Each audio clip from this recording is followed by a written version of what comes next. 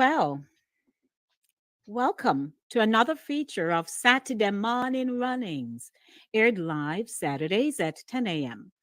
I am your host, Lady D. Denise Gomez, producer of Inside the Zone. Inside the Zone is aired Mondays, 5 p.m. to 7 p.m., and Thursdays, 6 p.m. to 8 p.m. on Linkage Radio in Mount Vernon, New York. Don't forget to like, subscribe, and share my YouTube channel. This week's topic: Dead Left Drama Part 2.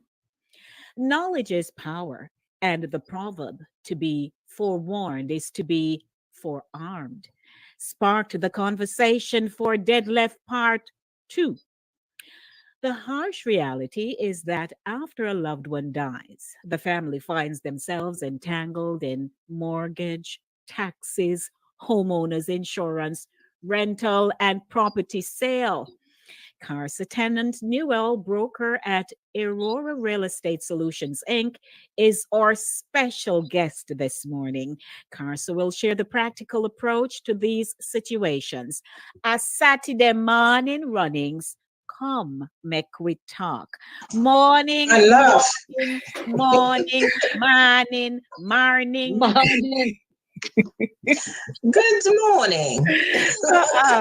Good morning. Welcome, guys. Mornings, runnings. I tell you. Saturday morning runnings are going with things, because it is.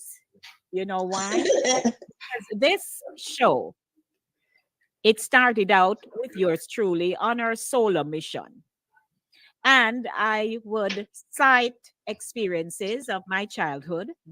And then I thought to myself, all right, so I can share so much about growing up in Pennance in Clarendon, a little town picnic, who they shipped off at age 7.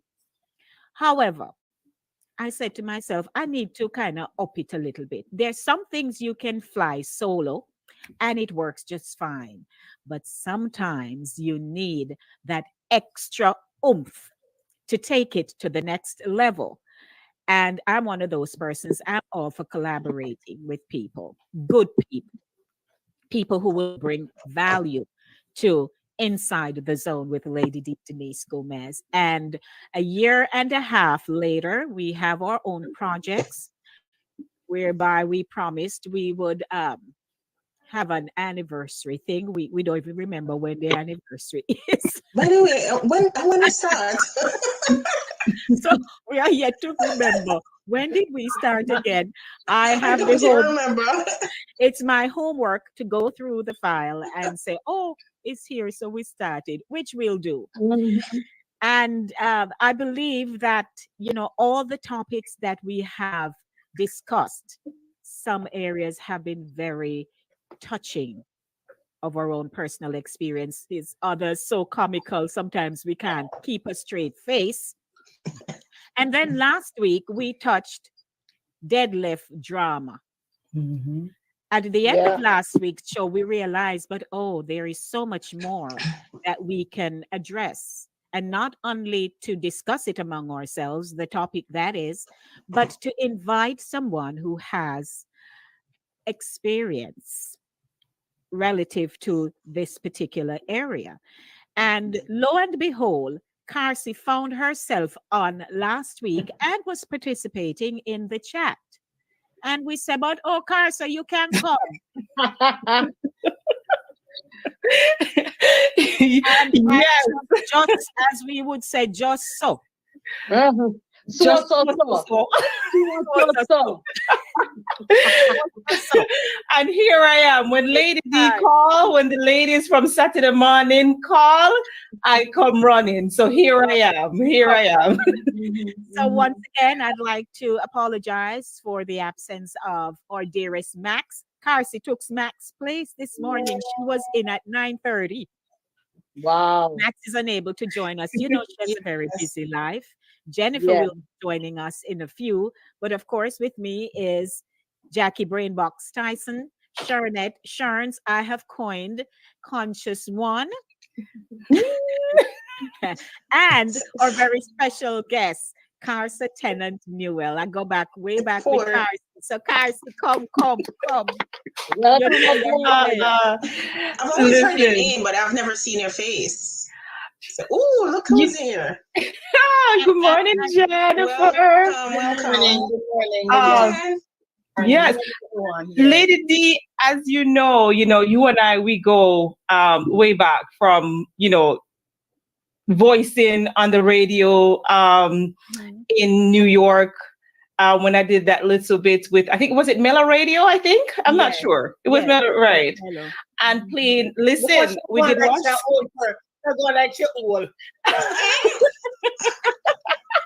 We did one skit one time in a church. You remember the one with the ton me, Lady D? Yes, and the ketchup. Exactly. Yes. Yes. Caramel and ketchup. No, Jesus. Don't call me like You yes. never featured that on our. You remember when we did the foods? No, sir. Yes, we did a little skit. It was our annual event wow. before Fun in the Sun came into being. Yes. We had Yes. a culture fest Yes. in the parking lot. Oh, Yes. So we Yes. were doing the promo. And that was so much fun because it was impromptu. We didn't plan. We didn't have anything right out. It was so improv, and we just had the church, on their belly. I mean, of course, talking about ton carmela and ketchup. Yes. Which I don't know about you all, but I remember one such dish. My grandmother used to give me susumba and ton carmel. Oh, yes. And you know what? Because you hear Susumba, you probably think of something, right? The tea is so bad. Some people have that memory of Susumba, but she could turn a caramel. And so some Susumba that was so good. I should have put no sausage in my Carson. No, just the ton caramel and Susumba. The salting was the ton caramel. Right. Back then, where I am from, small means, but we thank God, yeah. And so Lady D and I, we've been coming from afar. Jennifer, I know you through the Christies. You used to do the face painting at the kids, any celebration that we have.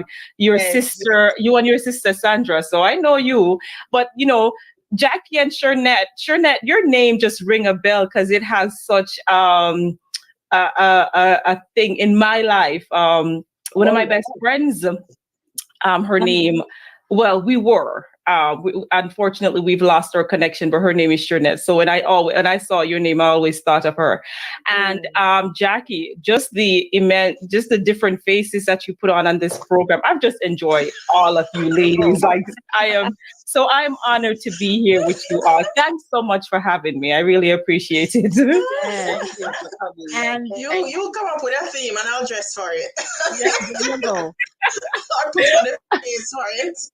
All right, good. Yes. So we'd like to welcome. We'd like to I know a lot of people gonna be mad at me, but my mother never made that for her children. She made it for the dogs. The dogs ate the ton meal. And I never know it was so recipe. Listen, big recipe. big ton carmel and fish head. You ever eat ton carmel and fish head? What? Sweet. My mother never made chicken back. Come from town. So she Never give us Part of your life gone. Go back around. Jennifer, you've never joined NTT downstairs for after morning service. Lico Bico. Yes. You never come down and have return Camille down at NTT before? Girl, you're missing out like everybody say. I agree. I get it after my mother, like when we get older, I ate it at somebody's house and I said, so it's nice. If I turn Camille for you, Jennifer, you'll be coming back for more. Well, listen to me, man. It's just the other day I had some, and I'm telling you, because cornmeal for me, even though I'll make the porridge and drink it, it doesn't settle very easily. So I don't eat cornmeal. I don't have cornbread. I don't practice those. The other day I had my cornmeal few mornings, but after that I had to know I have to back up. I can't have cornmeal like that. But man, at NTT, New Testament Temple Church of God. When they Seymour Avenue, Bronx, New York. 10469. When they whip out a turn cornmeal at church, there, Oh my God. With the coconut milk. Coconut milk, listen. Yeah, Yeah, but nice, that's how it should be made. It should, Anyway, I mean, is this show from back about in the twerk day, on meal or we don't want to. deadlift? Yeah, from back in the day, some people had a little stigma yeah. with cornmeal because the more affluent people would have just make it for them dog and such the like. Mhm, But mhm. for some people, it was a necessity. Yes. And you can even get it if you go to some restaurants, particularly if they are Spanish restaurants. It's on the menu called It is. polenta. Yes. If you Yes. see polenta and you order it, then go and bring you some turn cornmeal. It's on their menu. Yes. Nigerians also have a similar dish. They have a different name for it, but it's very similar. Because as you know, I work as a flight attendant, and then when I was there visiting local Hold on, hosts, Matt. Hold was on, native. Ted. Hold on. Mm-hmm. Yeah, and it was very similar in the way that we turn cornmeal at Jamaica. All right. Mhm. So as we Jen are has the talking, queen's look on her face. so listen, guys. So we are 14 minutes after 10 o'clock, and we really want to get to the deadlift drama part 2. But certainly, Carcy, you sparked a very lively conversation here to break the ice and to get our audience engaged. Good morning to everyone. Want to say hi to Andrea. She was Nice to first. see the room filling She up. says we're alive. Praise God. It's good to be here. It is. Vera is here. Good morning, Lady D and friends. And of course, Maxine Barton Carr. Good morning, everyone. Morning, Maxine. Our guy King is here. Wow, new pro in class today. Wow, welcome to the pro. Happy to have her. And to the rest of the fam, happy to see you all. And guess who is also here? Our guy Ian, who had joined us last year. Nice. Morning, Lady D and gang. Nice to be here listening again. And nobody leave. Stay. Want to say good morning, of course, to Jack, touching base. And let's get the show on the road. Gayon. Hey, Gayon. Gayon, it's so good to see you. Hey, Gayon. We named the Haitian Voodoo Susumba.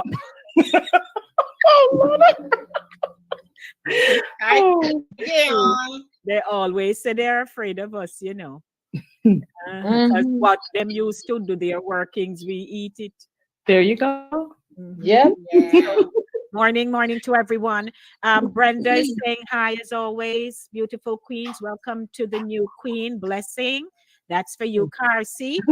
Thank you. Good morning, everyone. Ian says Miss Jen is engrafted Jamaican. If she never received the ton cornmeal in Italy, Polenta, yes. it's called polenta. It is also made with red peas. And our girl is here. I thought I saw Herman, but I don't see her right now. All righty. So good morning, everyone. Last week, we spoke about, the challenges that families have in the event that they lose a loved one. We spoke about the 4-post bed, right? And the fact that, grandma may have said to someone, to her granddaughter, that, when me dead, you can get me bed. But it wasn't in any will anywhere. It wasn't nowhere. So perhaps she dead and everybody said them want the 4-post bed. But as the conversation progressed, we realized that there are other important aspects of a person who passes and the work pretty much that is left behind for them to do. And it brings on a lot of stress. And that's why Carcy is here this morning to kind of bring us into the know about some of the things that we should do and be in readiness for. Because I'm telling you, last week's show was an eye-opener for a lot of us. So it's so good to have, experts. So this morning we're taking it from, say, the real estate mortgage angle and taxes and all of that, so that Carcy can share these important nuggets for us to make our notes and get things on. So Yeah, Carty and dead left loans. and deadlift loads. That's right. Mm-hmm. Yeah. Mm-hmm. So Carcy, how would you like to kick this off with us this morning and to kind of bring in the people so they know? Because a lot of us not really think about these things, you know. Well, it's when somebody die in your family and they leave a house, a lot of people are very happy. Some people are very happy, and then others are maybe saddened by the loss of a loved one and having to manage an estate, so to speak. So as whether or not what this family is going to decide to do with the house, who owns the house, and we know the quarrel and stuff that you all touched on last week that can take place within family. But this is a time when people emotions are really entangled because they are again dealing with the loss of a loved one and now having to decide what's going to happen with the assets that's left behind. And when it comes to house, it's one of those things that a lot of people don't necessarily consider the financial responsibility that comes with inheriting a house. Mm-hmm. And some of those things, as you mentioned before, is the tax liability that stays with the property even after death. The house, if there's a mortgage on the house, you have to now assume the responsibility of that mortgage. Insurance, which is one of those things a lot of people don't necessarily think about. Homeowners insurance is very important because God forbid, should something happen to the house, you want to make sure that there's coverage, right? And then comes the decision on what to do with the house once everything have been settled, the estate have been settled, the beneficiary has been identified. It comes to what now happens with the house. So I just want to highlight some of the things that you have to consider, specifically what happens with the outstanding mortgage or the current mortgage on the property. If there's a spouse, right, or a co-borrower, that meaning you and your husband go in and you buy the house, upon either person's passing, the loan automatically goes to the surviving spouse. Or sometimes especially in our community, we have a lot of people who go and co-sign with somebody for a loan and not necessarily thinking of wanting to help that person and not necessarily thinking of the consequences of the what if. So if someone dies and you're a co-signer, then the loan automatically becomes your responsibility. Mm-hmm. Now, let's say that there is no co-signer or surviving spouse. Then, granted, there is a will, there's a beneficiary who is identified as the owner of the house.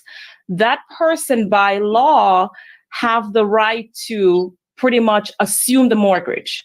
Now, an assumption of mortgage is basically where you don't necessarily have to go through all of the hoops, so to speak, of getting a mortgage, like where you'd have to apply for a loan, have all of the documents that you would need, such as your tax return, your pay history, your job history, and so on, to be looked into. You don't go necessarily through all of that. What you're doing is assuming the balance of the loan that's on the property, the taxes that's there with the property, the interest rate. That's a big conversation right now as far as interest rate. So if someone dies and they have an interest rate of 2.9%, even though interest rate is 6% today, you're going to assume that 2.9%. So those are some of the benefits as far as the assumption of the mortgage, that you don't have to go through the mortgage process. However, you now assume the responsibility of that mortgage. Now, is there a law that says because you inherit a property, you have to pay the mortgage? No, you don't necessarily have to. You want to, however, because if you don't pay the mortgage, the bank is going to come and they're going to foreclose over time. They're going to, give you some time, understanding that there is a debt. But at some point, they're going to basically look for you to start making those payments. And if you don't make those payments, then they're going to come in and do what is called a foreclosure on the property. And, last week we talked about, grandma, or grandpa, or mommy or daddy working so hard, to buy a house. The last thing that they would want to have happen is for someone who does not understand the responsibilities that comes with inheriting a property to lose that property in a matter of months. Unfortunately, statistics say that 1 out of 3 persons, 1 out of every 3 Americans, this is just American data, we're going to touch on Jamaican data in a little bit, will lose an inheritance in the matter of 2 years. A matter of 2 years. And some states it's even quicker, because if you stop paying mortgage in the state of Georgia, first month you're going to get a notice saying your mortgage is past due. By the third one, they're coming to put you out. The state of New York, because of laws that's in place, is a little bit different there. In Jamaica, they also have their own laws and stuff like that you have to adhere to on how property is taken back. But it's very common, especially among African Americans and Caribbean community, because 77% of us die without leaving a will. Okay, so that's one thing you want to make sure that you fully understand the responsibility of the mortgage. Mm-hmm. Another common thing that a lot of people kind of neglect is taxes. When you inherit a property, you also inherit the tax liability that comes with it. And if you don't pay the taxes, then what happens, the state, depending on the state that you're in, they're going to put a lien against the house. A lien, yeah. Yes. And over time, what happens is that they have the right to foreclose on the property over taxes. Mm-hmm. In New York and other states, but New York specific, is very common that family inherit houses, and in 7 years time, because sometimes it can take that long, you see someone come in and they may have just bought the property through taxes. I had a next door neighbor, well, not my next door neighbor, but my in-laws next door neighbor inherited a property outright. There was nothing owed on the house. All they had to do was keep up with the taxes. Wow. Mm-hmm. And unfortunately, they set aside, neglect that responsibility, and let the house got taken from them. Isn't the taxes included in the mortgage? That there are times, yes, there are times when taxes are included in the mortgage. But in their case, the mortgage, there was no mortgage left on the house because the property was paid off. So all they had to do now was just to carry on the property taxes, and they didn't do it. They've neglected for years. Oh my. And that house. Oh dear. Now family out on the street. An investor came in and bought just taxes, clear up taxes. Do you have any more of those inventories? We can talk. Right. But unfortunately, these are just some of the things that you see. Mommy and daddy hard-earned money just go down the overtax some taxes. These were people, and they were working. They could have more than afford the taxes. But because of neglect, because of not having skin in the game, so to speak, or not having the education to say, listen, you have to pick this. That's what it is sometimes. They have no idea how to move forward. Because I know a family who the dad died. The mom had passed years before. The dad passed, and he pretty much just left the house to all the children. And all the children were adults, about 6 of them. They were all adults. And it was never specified as to who would be the head of the decision making. He just left it to all 6. He just said, this is it. And most of them did not, well, like half of them already had their homes, so they weren't interested in like occupying or anything.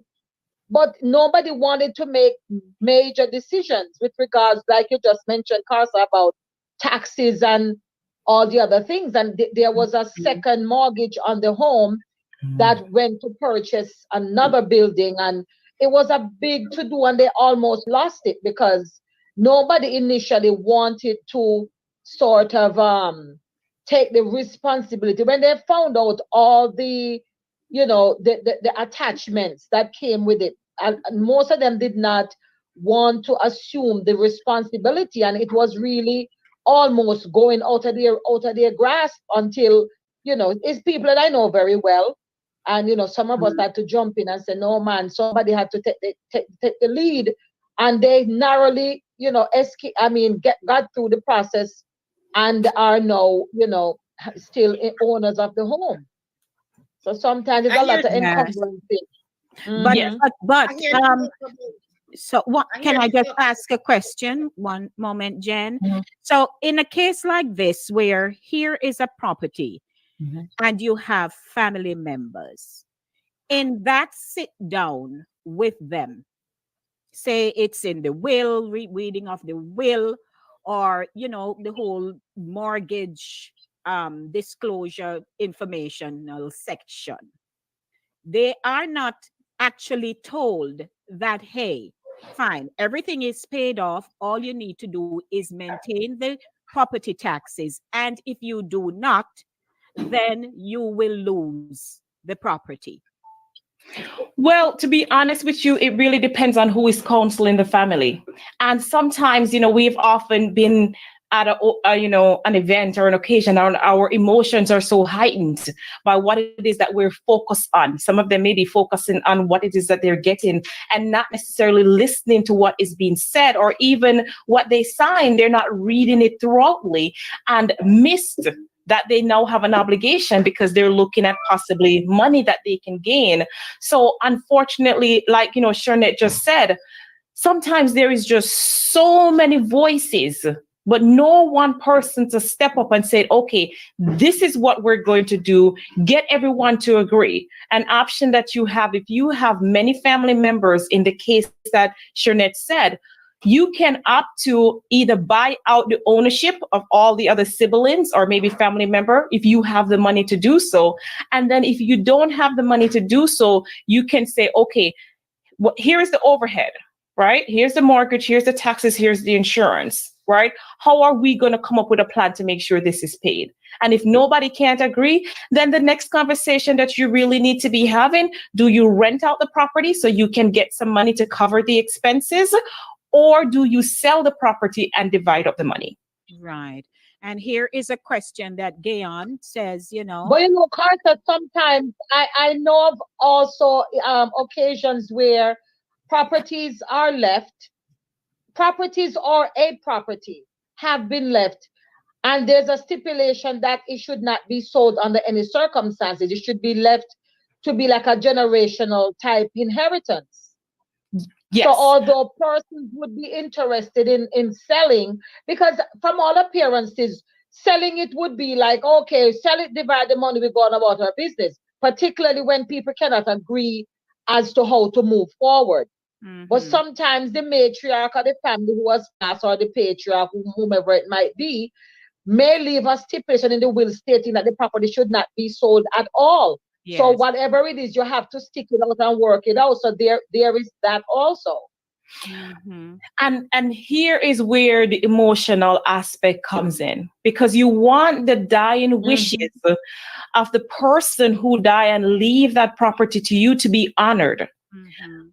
But the facts of life is that if you cannot afford, or the person that died did not leave enough assets to cover the cost of maintaining that property or whatever it is throughout the generations, then unfortunately you're going to have to make the decision, because if you don't sell it and Mhm. divide up that asset accordingly, then the bank is going to come in and, it's still going to be a loss. So you just have to decide, what type of loss do you want to have? Do you want to honor someone's memory and their wishes by not selling a property and try to hold on to something that you can't afford? How many neighborhoods that you have gone through and you see properties are so run down Yes. in your neighborhood? a And a lot, lot of a times lot. it's like, Mhm. Mhm. yes, I hear Well, you well talk done. about Georgia. I hear you talk about Georgia a lot, New York, but Florida is like a different country by itself, because they call Florida the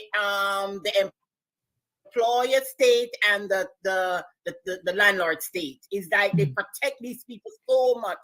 So the people who own properties sometimes lose it in a wink. I don't know much about what is happening in Florida in terms of dead left for not paying the mortgage or lien go on a house or whatever, if it's that quick. But I know they will get you out of your house next week if possible, because it's a landlord state and a tenant state. Did you ever hear it about that?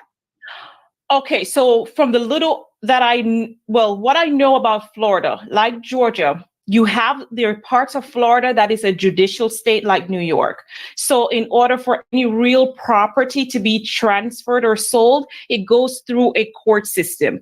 And then there are parts that are non-judicial. Now, in the non-judicial parts where you don't have to go through the court, then things happen at a lot more rapider pace. For instance, here in Georgia, if you owe your rent, and you have not paid by that month, no, by the 6th of the month, after the 1st, when the rent is due, by the 6th, you're getting a notification to vacate. You're getting a notice to vacate or pay up. And if you can't do that, sometimes by the 13th, you're getting a visit from the sheriff's office, or again, whatever that time period may be for the state of Florida. So because it's a non-judicial state in some places, then you may find where things tend to happen a lot quicker. By the quint of an eye, you see people's stuff, like for instance, here in Georgia, you will see people's stuff out on their lawns because the sheriff will come in, put out all of your stuff, and then you're left out on the street because they're going to recruit that property, whether it's for the bank or for the landlord. However, in the state of New York, things take a little bit longer because you go through a court system. So that may be, Jen, what you're seeing in Florida, but it would take maybe talking to a local, expert in that area to get more information. Very interesting information. Also for owning a home, it's the same period of time, right? As far as buying the house, to buy the house, when you go for a house, yeah. Okay, so in Florida. Right. So it depends really by your lender. So your contract may state if you're buying the house cash or if you're financing the mortgage or, however you're going to acquire the property. It could take anywhere between 30 and 45 days. If you're buying cash, it could be within 2 weeks. So it just really depends on the type of loan that you're going to use to acquire the property. Okay. All right. 10:34 a.m. Good morning, everyone. There are persons here who I'm sure are here for the very first time. We'd like to welcome you to Satideh Mawnin Runnings, aired Saturday mornings at 10 o'clock. If you are joining us for the first time and you have not subscribed to Inside the Zone with Lady D, Denise Gomez, I invite you to do that right now. It's just a little tap you need to make. And you see that little thumbs up button there? You just like, you subscribe, you share it. And let's get the numbers rolling because we do have quite a bit of newcomers this morning. And it's very interesting that we're talking about this morning. Yes, classroom full today. Charles, he says. Welcome to Gayon. Gayon is also a real estate person. Yes, Gayon I know Clark, Gayon. Yeah, I know Gayon too. And my partner in New York, her name is Gayon. Yeah. So look at this. So remember, I had said to you recently that I know a Gayon when you mentioned about Gayon, but when you told me the name, I'm like, that's not the person I know. But Gayon here, I knew her from a few years back. So I see when I saw her come and pop up, I had to look at the face really close. Yes. Okay. Awesome. We're very engaging with our viewers and the comments that they share in the YouTube chat. And Charlesy says, this almost happened to me. I bought a piece of land by home. My son said he would pay the taxes, but when I found out he wasn't paying it for 10 years, I had to jump and pay before I lose it. And I think maybe she's saying back home, and maybe back home being in Jamaica or somewhere in the Caribbean. But listen, the Jamaican laws are changing when it comes to real estate and property and taxes, right? So you want to ensure that the person you're entrusting your asset to, that they are responsible enough to make the payment. With the technology you have where you can stay here far and away there, and you can make your payments in Jamaica. So you want to get with the local people that you owe any money or have assets with and find out how you can set up electronic payments. Because as I shared last week, a young lady worked hard, buy a house in Jamaica, put her sister to live in there so the house just not sit down empty, sister not paying any rent, sending, on top of that, she's working and sending her mortgage payments to Jamaica. Mm-hmm. and that sister never made a payment, and the bank came and took the house, not even to notify, because the banks are always going to notify you before they come and take possession of the property. Right. And to think that Yeah, I she was made going to say, what about the notification? So that means the notification didn't come to the owner of the property. It was coming to the premises. right. So that's another thing that we need to set in place. Now you have the opportunity to have your thing to go paperless, right? Yes. Have them email you stuff. So if you're living, you live here or foreign, as we say, and you have land and property and stuff, assets in Jamaica, set up where you're doing paperless. You're making your payments directly to whoever you owe money to. And you also want to make sure that the notifications about your assets are coming directly to you. Because we know that we can't always rely on family. Oh You know, no, you can't no. always Because look rely how on hard this family. lady work, and there goes her Bad hard mindedness. earned yes. Yeah. Yeah. That's selfish.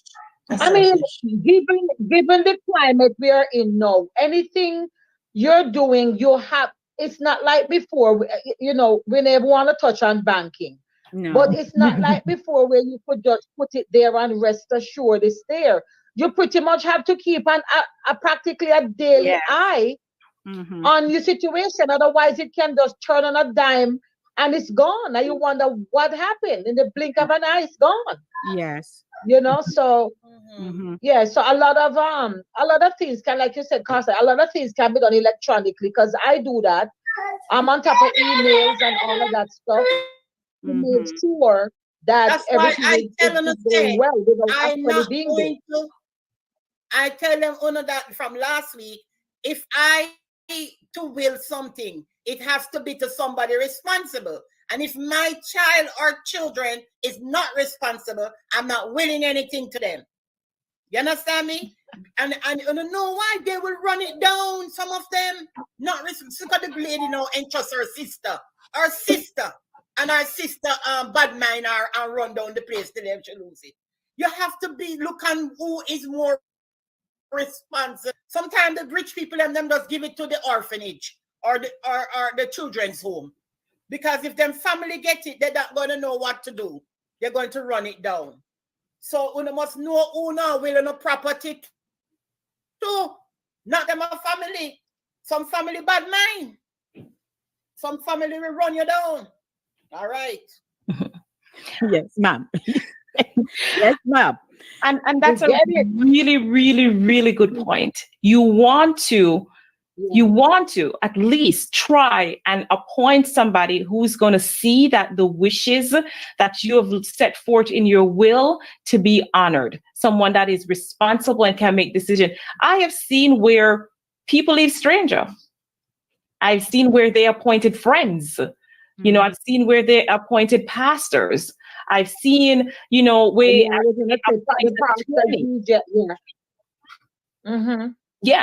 to oversee the wishes of their will. And, too often we see, again, in our neighborhoods, in our communities, back home in Jamaica, a lot of house just sit and standing and you're saying, but where's the owner? Remember when this house used to look so nice? Right. You used to drive through Mandeville and you drive through all these places and these houses just look so good. And 10, 20 years you're driving through and you say, but what happened? Them family I used to have so much money and they used to this and they used to that. Unfortunately, they passed on. One of the number one things that you have to set in place as soon as a property is bequeathed to you, as soon as you inherit a property, you want to set up a short-term plan to maintain that property. It is so vital because if a property is not seeing life, meaning movement is not happening in the house, on its own, it's going to deteriorate. Yes. So you have to set something up. How the lawn going to take care of. You don't want to lose that curb appeal, especially for myself as a realtor. That's one of the number one things that helps to sell a house. When somebody pull up to it and the garden look pretty and nice, they're like, wow, they're nice to go inside. Grass will grow over the windows. Grass all Yeah, over the but here, veranda. but don't people get fined here if they don't maintain their Maintaining. property? Don't they get fined in some areas?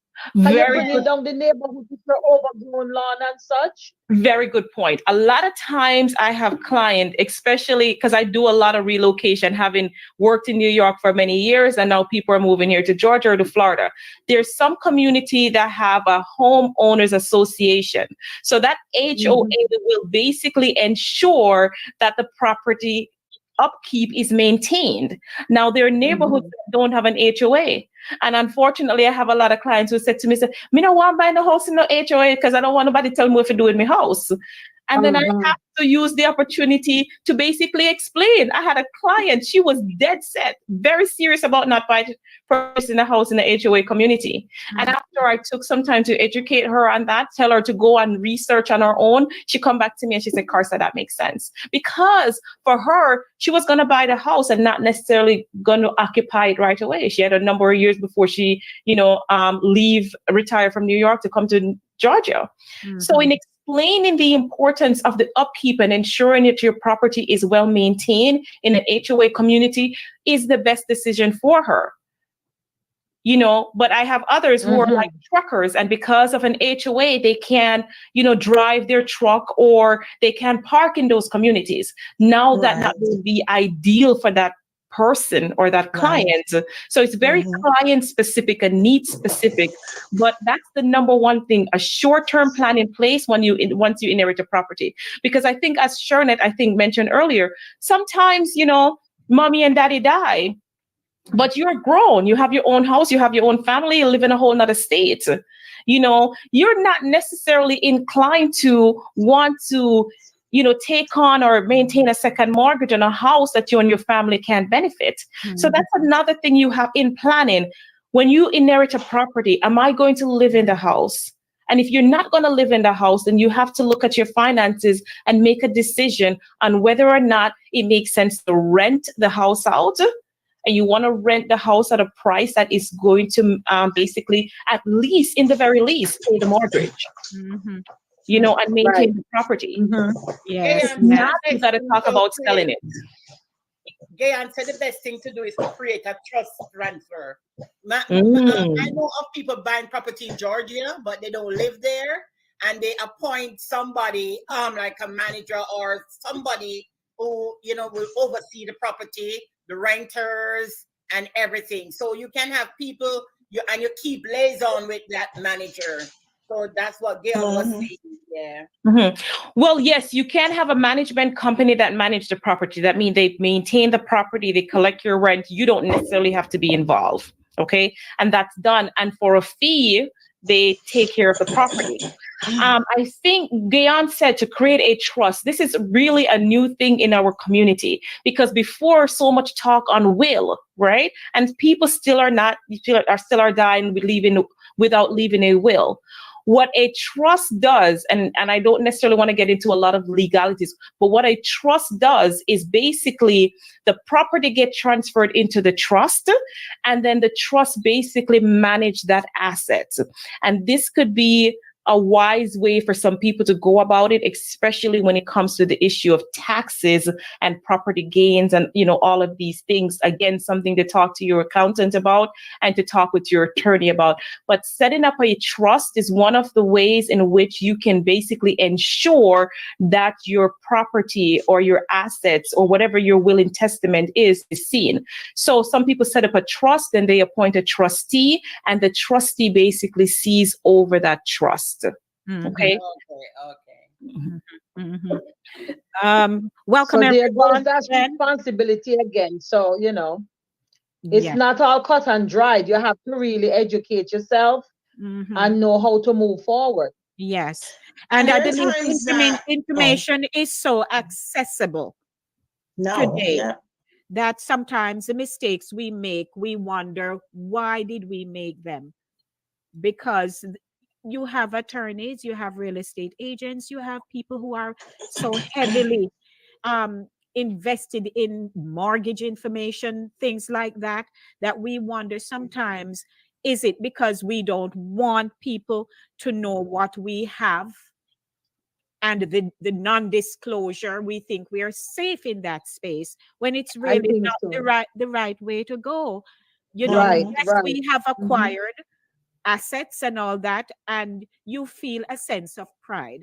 But to secure it, you have to disclose. So if you're sitting before an agent and you're holding back information, they won't be able to advise you properly. And so Right. so they go through with what you disclose, because I don't think agents are supposed to be just prodding and prodding. They can prod so much and no more. And then if you hold back some bits of information, something goes awry, and then they're running to the agent to say, but this and that, but you didn't tell me. So we have to stop being so There Right. are also secretive. times when secretive. there are also times when you may see a property and disappear, and that was passed down or handed down to family members, and it goes into disrepair. You might be passing there, and each time you pass there, it's getting worse and worse. It's not that they can't take care of the place, or they can't pay the mortgage or even the property taxes, but because there's infighting going on in the background, and the Yeah. Oh house yeah. just leave there abandoned pretty much because there's fighting Mm-hmm. going on in the background. That's why, Yeah. your family Mm-hmm. dynamic is important.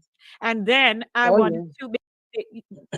to we live here in the Bronx, and we are on the border of Mount Vernon. And Mount Vernon to me is one of those little cities that when you drive around in Mount Vernon, the amount of derelict buildings that you see that is now Yeah. housing people who are on drugs and things like that. You look up and Yeah. there are huge buildings that people once Mm-hmm. lived in.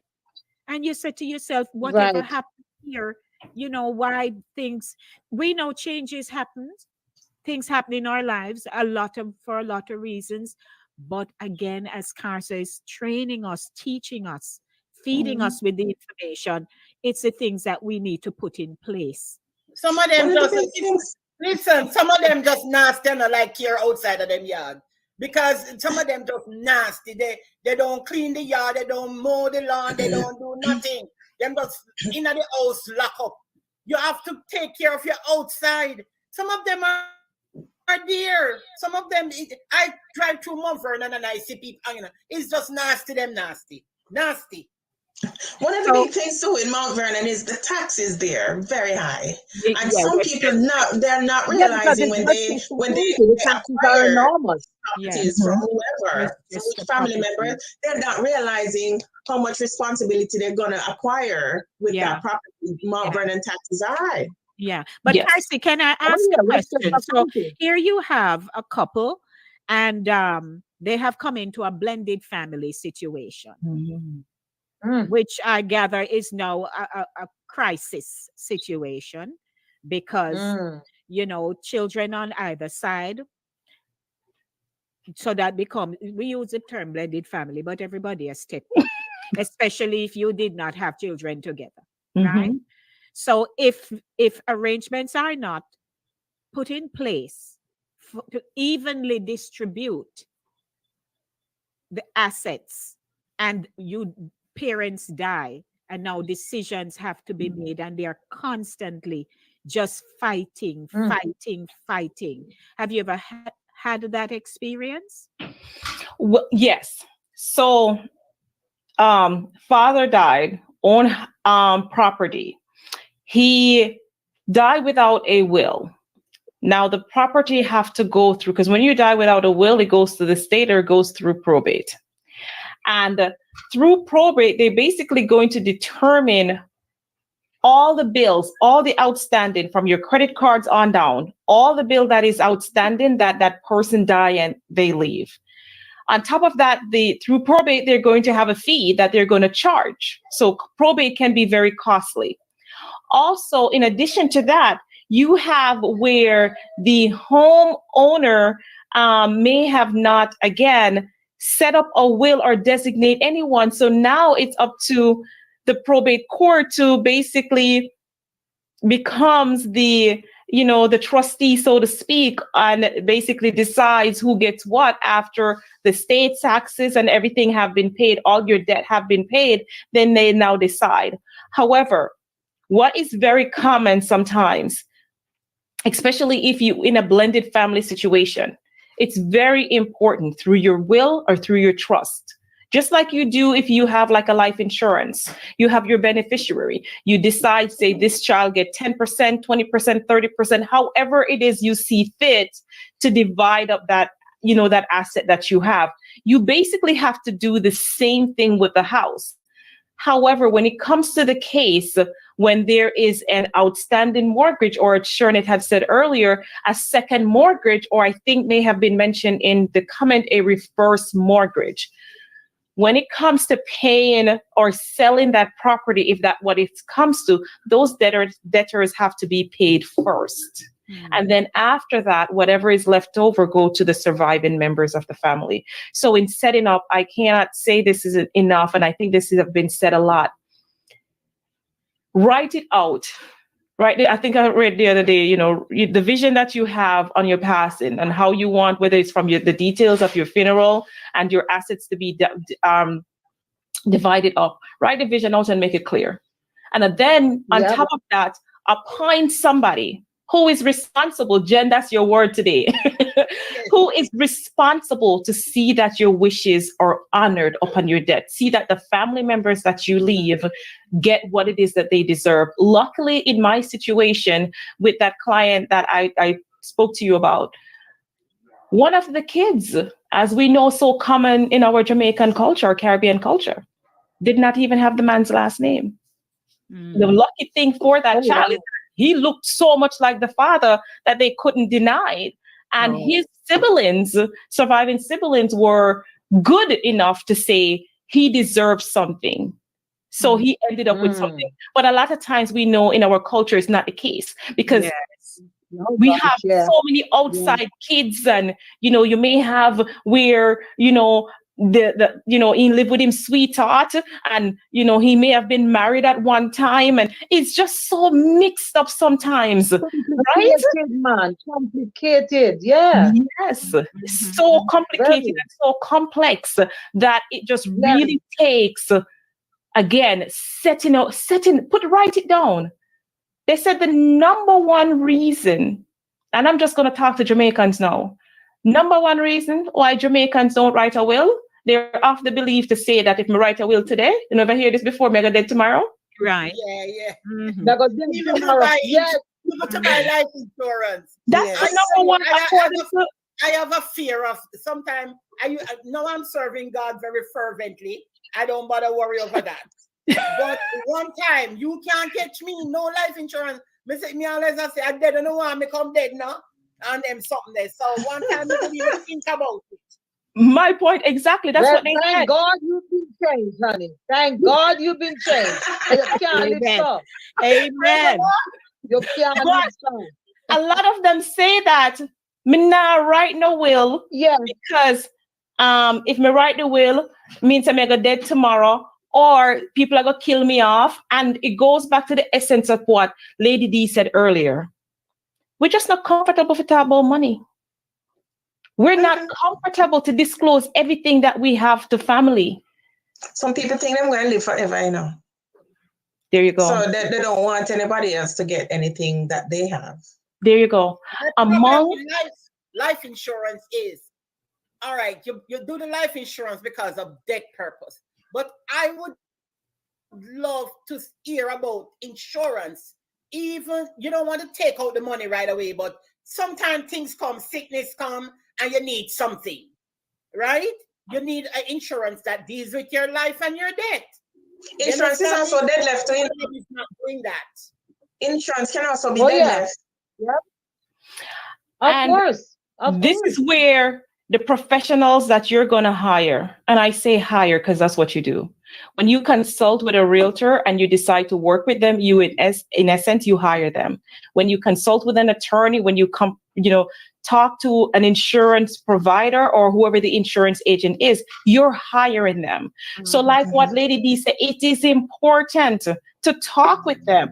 I know, and you know my insurance person very well, Lady D, Maureen. Yeah. We talk.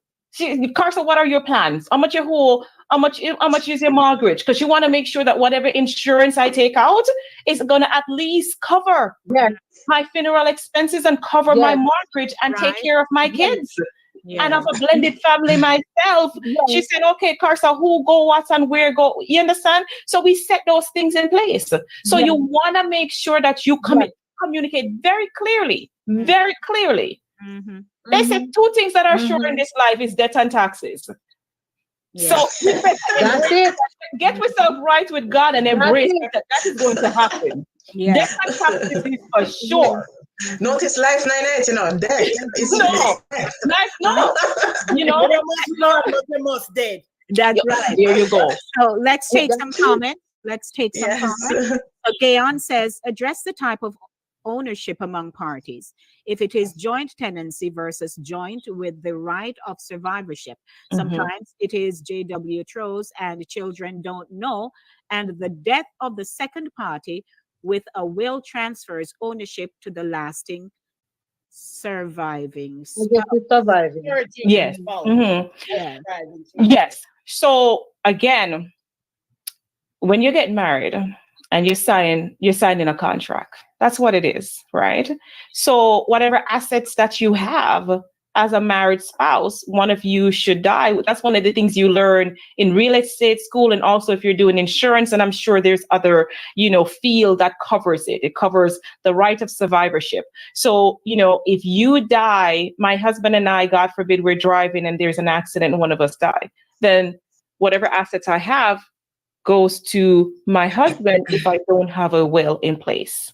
Now, if there's a will that sets in place that basically specify what you want to go to your children, your spouse gets 50%. So let's just say, for argument purposes, you own a house, the house is paid off, the house is valued 300,000. Because you and your spouse own the property together, 50% goes, and then the other 50% gets divided up towards your surviving children, if that's what you specify in your will. Mhm. Okay, so it's very important, again, to make sure that you have those things in place. And if you don't have a will in place, by law, the law says the surviving spouse get half. Now, God forbid both of you are in the same accident and both of you passed away, then your living children is going to be next in line. And depending on what it is that you have in place, so your assets is going to be divided up. Or if not, if nothing is in place, then the state takes over, it goes to probate, and then they basically decides what happens when. Mhm. Mhm. Well, Thank ladies you, and Gail. gentlemen, Thank you.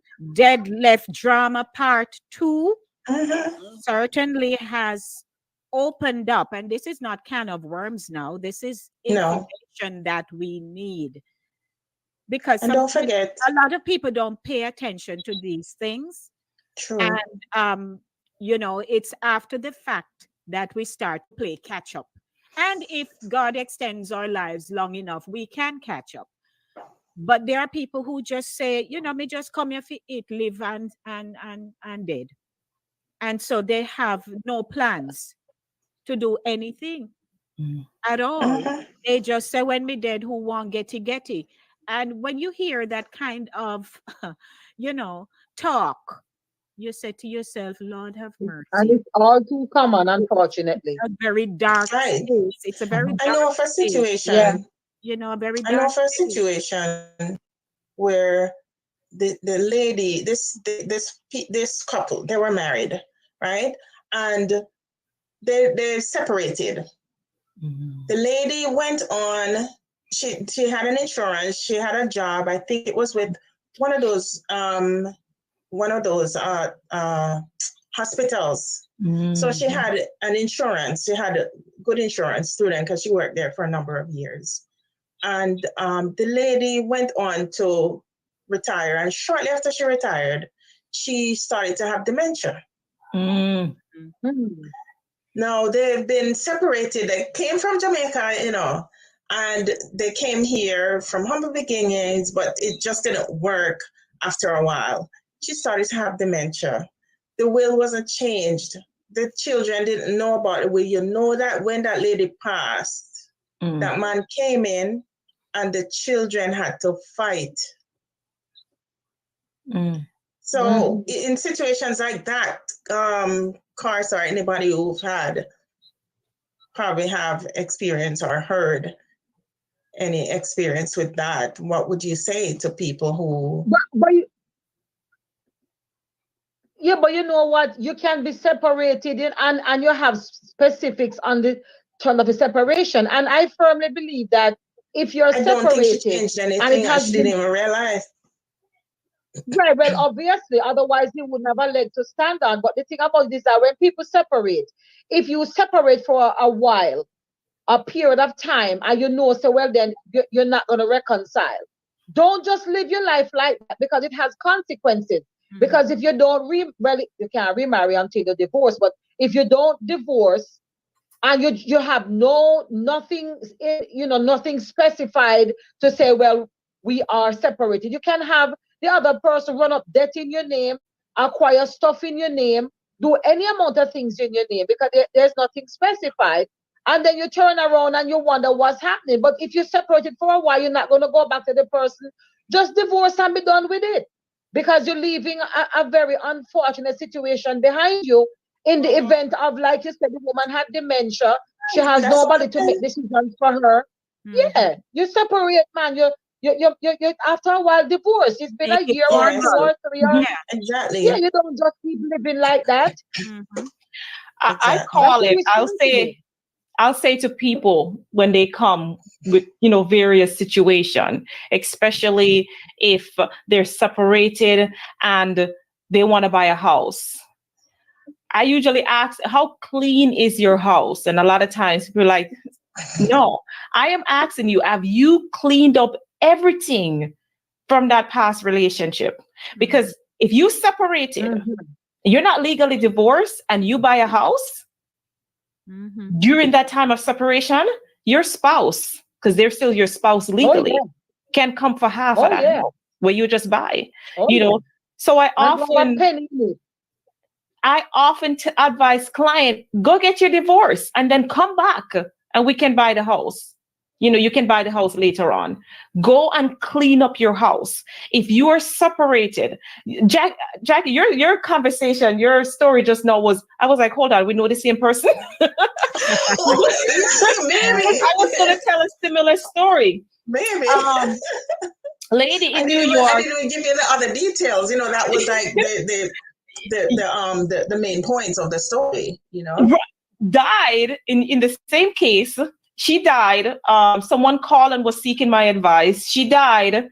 She had insurance through her job. She also had insurance policy. And her and the husband has been separated for years, but she never cleaned house. And, off living his life. And she died, and he come walk in and get everything. Her kids didn't have a leg to stand on because she never cleaned her house. No.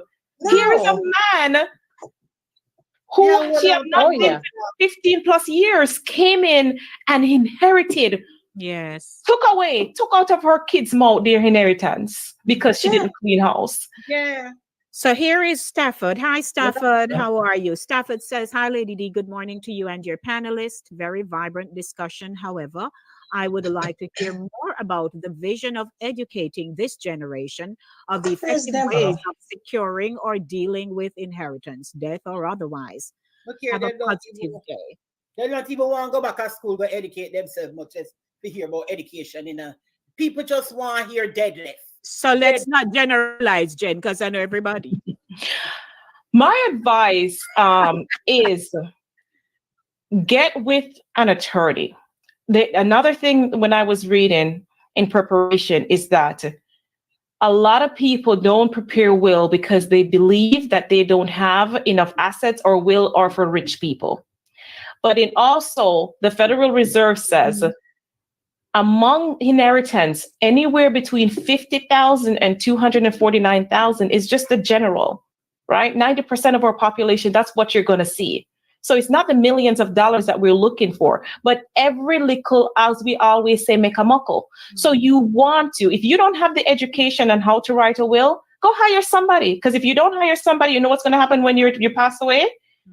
3 to 8% of your money is going to go towards just the probate court. We're not talking about taxes, right? So go hire someone, sit with an attorney who understands estate planning and put that in place. You don't necessarily, because sometimes we're just of the age, to be honest, where we just don't want to learn anything more. We don't, we just kind of settle how we are, and we want to kind of just continue on that way until God calls us home. So go and speak with professionals, sit down with professionals, whatever the cost is. You can set up in your will that maybe you, an attorney, they may just charge you a consultation fee up front, but when it comes actually, upon the time of your death, is actually when they collect, because they can collect from your estate. So don't think you don't have the money now to do things. You can set certain things in place, and there are professionals out there who can set things up where you're not necessarily going to have like a big upfront cost. Right? They can get paid. Just like, for instance, let's just, if you have an accident and the attorney come and say, oh, I'm going to represent you, but you don't have to pay me anything. No, they get paid when your settlement is in place. So you can set things up so that when your settlement is in place, whoever the attorney is, get paid. And if that attorney should die before you, then, they're children, because they're going to protect whatever it is that they do as well. So get with people who have gone through the education. That's what they do as professional, and have them help you to ensure that your dying wish is honored. That would just be my advice. So then we could say then that a lot of us are in this situation because of a generational flaw.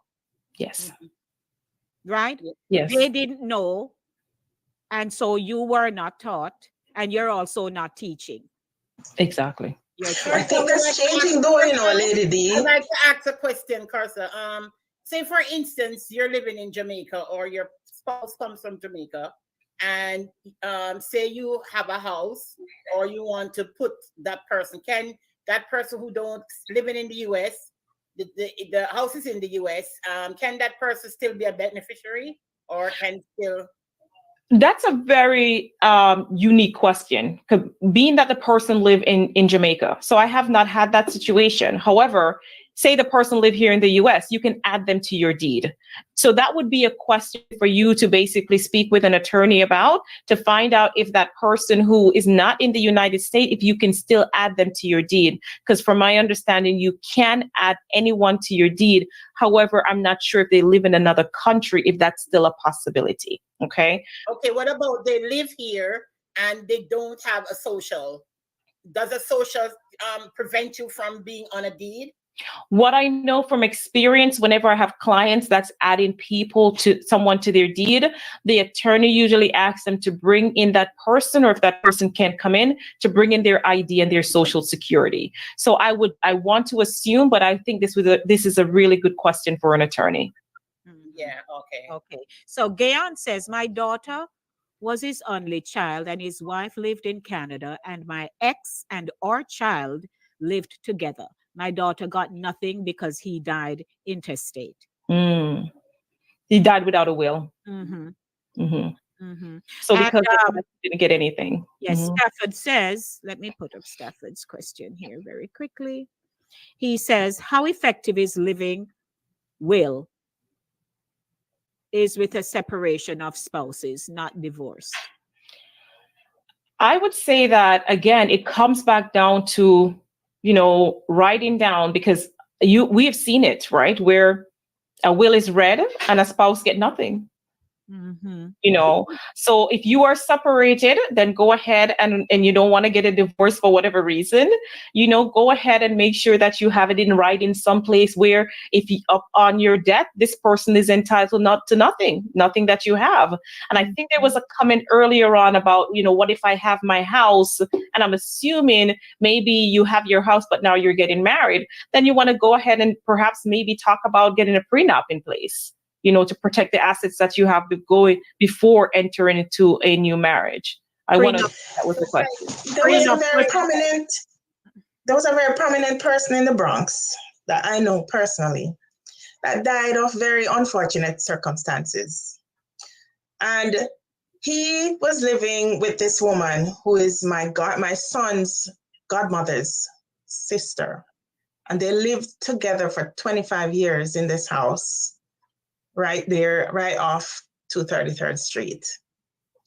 When he was married before, and he and his wife separated. Mm. And when he died, I was standing there when the wife walked in and cleared her out of the house. She had nothing to claim after 25 years of living with this man. Bought everything in the house because he wasn't really working like that. He was known in the Bronx too. I won't call his name.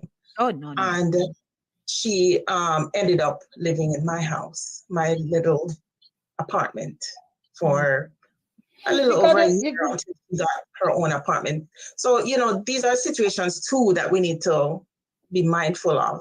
Don't live with no married man when I'm married to you. That's what's wrong with these people. Why would you live with a man who is married for 25 years?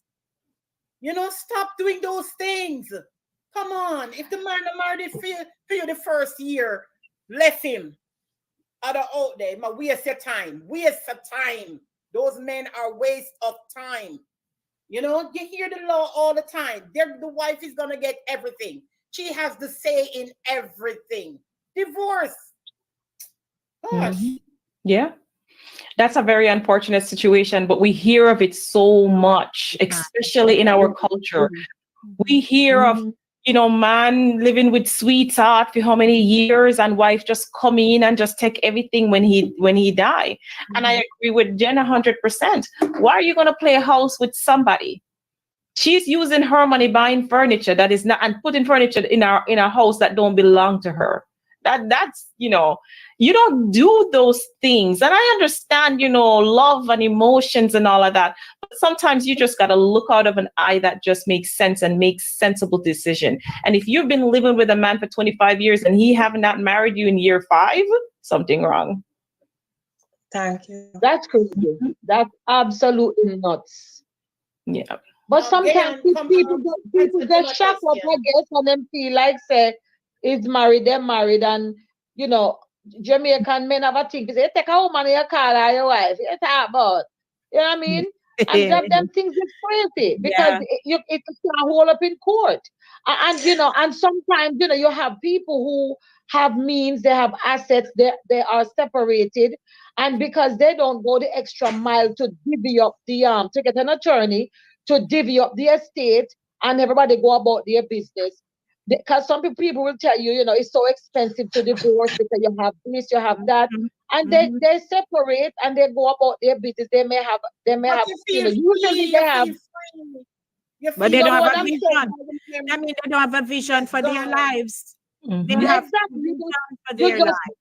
Yeah, you're just living like that. But I've known people. It looks like they were waiting in the wings for the other one to pass on.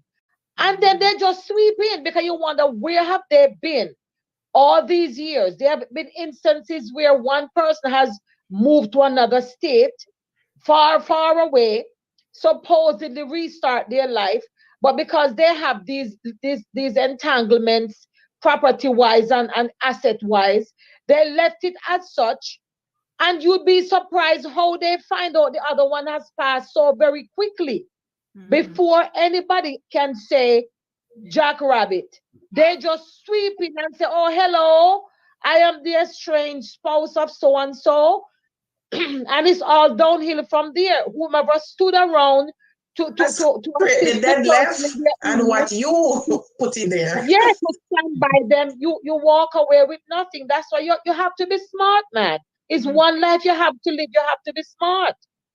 So Gayon says, even if the person lives abroad, at the person's death, they have to search for every living person connected to that deceased, whether or not they live in the USA. I have a client that I was trying to sell the house he thought he inherited from his father, only to find out that his common law wife had a daughter in Antigua who is challenging ownership. See? There you go. Yeah, okay. Yeah. Mhm.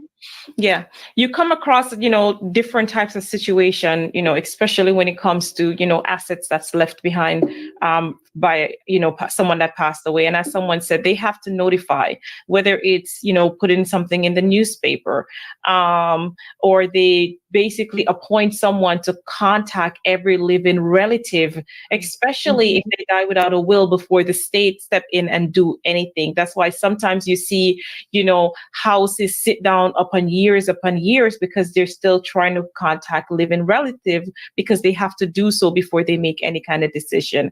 And yet, someone can come in. So you'll hear sometimes, even though you have a will, it's not ironclad, because somebody can come in now and contest that will, to make sure that when you wrote the will, you were in your right mind, and, someone didn't coerce you, and just all of these different things that can happen. Right. So again, you want to make sure that whatever your last will and testament is, that it cannot be questioned. They said, that's what it says. In the Bible, it says it, you should die leaving something to your kids, right? You need to have something that you pass down to your generation. So if you have kids out there, take care of them, see to it that they're cared for, upon your death. Sometimes there are personal things that happens in family dynamic where a child may have done something to the parent, whatever it is, but be clear, be very clear, be very specific on what your last wishes should be, because in every instances that you have something that is written down, that is signed and is acknowledged, that's always going to be the first document that is going to look upon your death. So you want to make sure you have something in place. Great. Yeah. May I also add that we're talking about living property and so on. But remember, this is also true to intellectual property. One big case, one very big case, and you can go on Netflix and you can watch the documentary about the gentleman who wrote the song for The Lion King. Nobody knew that it was a simple little black man who wrote that song. And even today, they're still fighting because he had daughters who did not benefit. Yeah, I think And I saw the preview for that. That was absolutely that. I went back and watched it a second time because I couldn't believe it. This line, you see, they made billions off a Lion King. And it was a man that wrote it. He just out of nowhere. So you see, lack of knowledge. Never make a will for my property, Jennifer. Yes, you guys write. You and we all write because I write poems too. But you and Maxine and all of that, intellectual property is also part of this. Yeah. Very good point, Jackie. Very good. But look at Lisa Marie Presley, who just passed away. There you go. They're saying she was in so much debt from even what she inherited from her father, Elvis Presley, that all she had left is Graceland. Yes. Yep. Mismanagement, misappropriation, miss this, miss that. Some people you trust to manage your stuff, is not managed in the right way. I think I heard Steve Harvey talked about his attorney. He was basically just signing the checks, and they basically would put in the amount that should get paid to the IRS.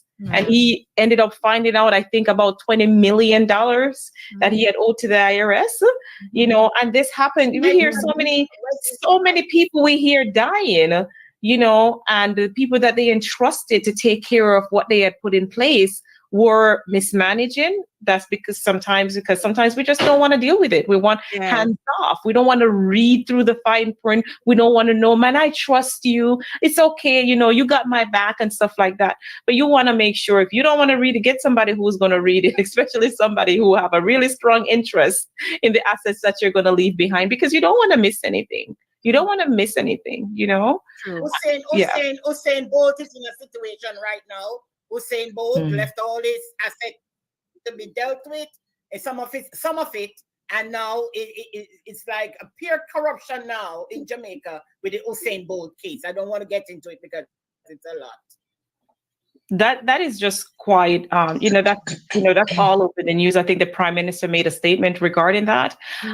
It's just really sad, that no one No one really is an Immune. exception No one is immune to from. when it comes to Nobody's fraudulent exempt, things. apparently. Nope. And then Nope. and in our conversation this morning, yes, we can assign someone to handle our affairs, but then somebody need to be managing that person. Mhm. So you can't just leave two, A three handler for the and then handler. you have nobody to manage those two, three people. Yes. Yes. That's You why need a within the watcher for the trust. watcher. Yes. Yes, that's why within the trust you have a trustee and you also have a designated person to look over the trust. So it's Yeah. almost like you're Mhm. putting, these checks and balances in place to ensure that your final wishes are seen through. But I mean, in all fairness of everything that we can do to put in place, we just have to trust that we are working with honest people.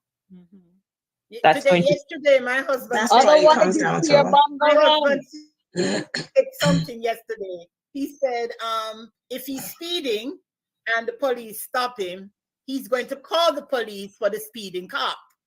So it's like what we're talking about now is that we have to have people watching the other person, and then the other person watch the other person, and the Yeah. other person watching. While it will be easier if we pay attention to our lives more than putting and trusting people too much. In the will is something that is seen. So I agree. The will tell it all. You Right. understand me? And then you cannot have a little chance to manage your money. What is wrong Mhm. with managing your own money? Why you have to give people to manage your money? So it's like you have to find time to do a little of everything. Some of us just lazy. Well, we're going to be wrapping up now, but I believe this has been quite the session, the informational session. Deadlift Drama Part 2, we have rinsed it. And I think, Yes. Carcy, you brought it. Thank you Yes, so thank much you. for bringing information to light. And those of you who are you're not subscribers of my channel. The channel, if you subscribe, whether or not, but we need you to subscribe. You can always go back, click the same link, and watch it all over again. The pieces that you missed, that you need to make notes from, please do that. But we need to get our affairs in order. And I know when we talk about affairs in order, as we mentioned, we all think we're going to die. We're going to die anyway. We're go dead.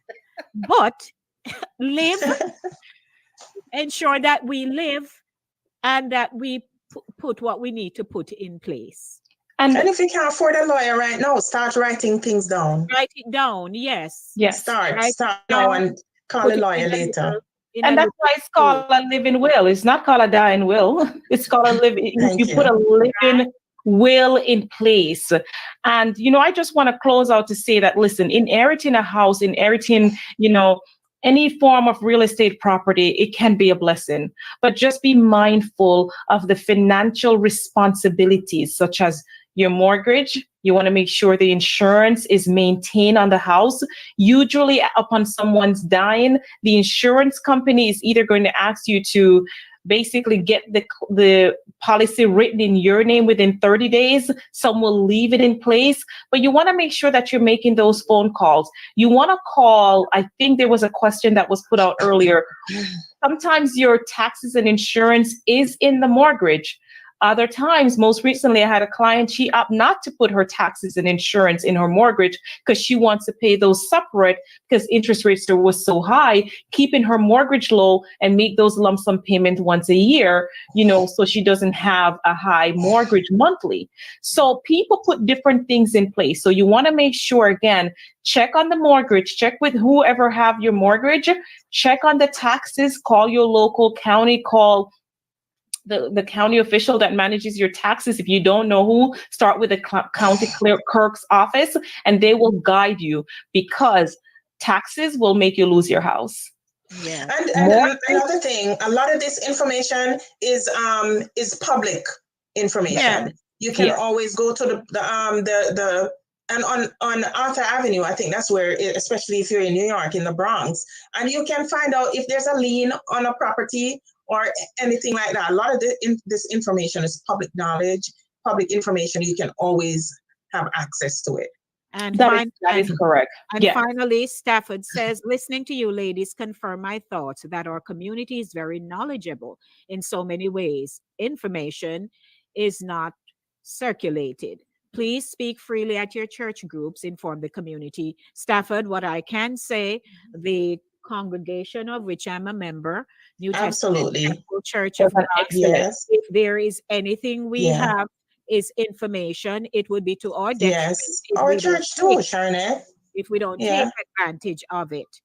So we are looking into trusts and all those things at the moment, doing all the research and the legal aspects of it to implement it. So it behooves us to, wear insurance, to take all the information and apply it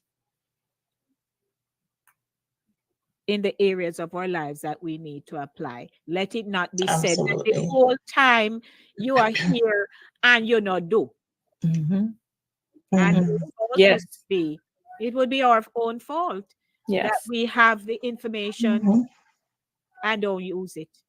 Yes, I agree 100. You just, again, you inherit a property, make a short-term plan, make a long-term plan. Okay. Long-term, are you going to keep it as a rental property, or are you going to sell it and take the proceeds and do something else? At the end of the day, we want to basically be responsible citizens. We want to be responsible children. We want to be responsible spouse. We want to be responsible. So do the responsible and right thing. If you don't have the knowledge, go and seek people out who have the knowledge and have them help you so that your loved one wishes can be honored. And that house that you love so much that you grow up in, if you can't afford to keep it, find a family who can buy it so they can start making new loving memories in it. Yes. And we want to say thank you to Carson Tenant Newell. I tell you, Carson, it was awesome. Carson Tenant, she is the principal broker at Aurora Real Estate Solutions, Inc. She is licensed in Georgia and in New York. And, we just want to say, Carson, God bless the day. Well, you were a flight attendant, but the Lord knew He had more for you to do. Yeah, I agree with you 100%. I was just saying to my mom this week that I really feel that I'm walking in my purpose, and what I do for families and for myself through ownership is just such a blessing that it's beyond comprehension for me. I just know that I'm doing. And my mother said, "You're doing what God tell you to do." Right. Do what God tell you to do. You do it. No, she said, "You do what God born you to do. You do what God born you to do." Well, I'm so thankful that I have this platform through which we can communicate to people worldwide, because we don't know who else will be watching this at some point in time. But the information is available. We'd like to thank you, Carson, Jax, Jen, Sherns. We miss Max this morning, so Max will have to be the one to go sit down and watch. And someone, I think it is Charlesy, who is trying to, lure us into a part 3. But certainly part 3 would take another slant. Yes. So we want to just say thank you to everyone who tuned in this morning. Satideh Morning Runnings Day. Please like, share, and subscribe to the channel. Blast out this session. Just copy, paste it into your WhatsApp, paste it into your Facebook. They're not going to block you. I know nothing way over here. I do.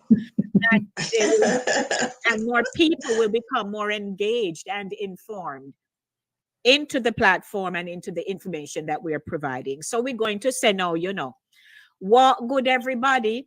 We love you. Have a very blessed week. And whether you're a yard or foreign, the principle is still the same. Prepare, prepare, prepare. Yes. That's it. Can't go wrong. So, Una, we have to Walk me back good. now. Hello. Walk good. Walk good. Uh, Ta-ta. Blessings, everyone. Love Una. Until next Bye, bye, bye. time. bye-bye. Bye, Yeah. everyone. Walk good.